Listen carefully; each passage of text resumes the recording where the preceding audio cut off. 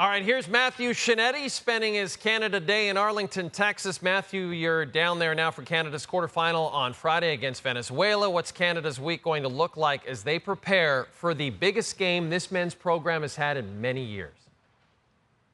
Yeah, Jay, the team traveled to Dallas yesterday. They are off today, like many Canadians on Canada Day, except for you, me, and Fred. But they will return to practice on Tuesday at Texas Christian University. Marsch spoke to the media yesterday, and from the time that he's been with this team in Europe, in the Netherlands in early June to now, he talked about the growth, how far this team has come in just over 4 weeks from that 4-0 loss to the Netherlands.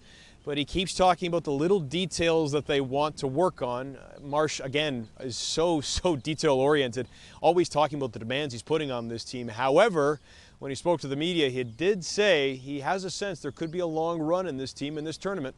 Now, Canada has one of the stingiest defenses in Copa America. 2 clean sheets in their first 3 games. Those are shutouts. But they advanced the knockout round scoring just 1 goal, right? So the lack of scoring has been a recurring theme with this team in this tournament. How big of a concern is it going into the quarterfinal?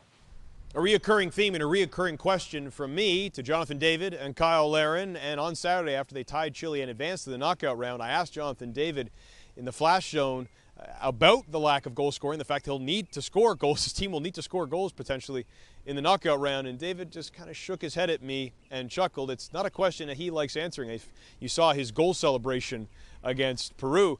As for Kyle Larin, I saw him on the field shortly after as he was celebrating with some of the Canadian fans. I asked him if goal scoring and finishing is going to be part of the work this week. It seems like an obvious question, but Larin just smirked at me and said, you know, great tournament teams are built on great defense.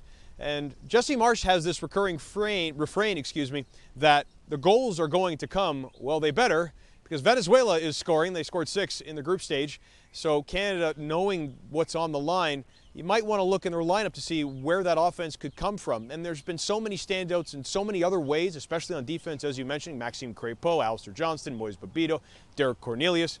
But Tajon Buchanan hasn't had his moment yet. He did provide the ball to a goal that was ruled offside against Chile late in the game. But if he gets going, it could add a whole new dimension to what Canada wants to do offensively.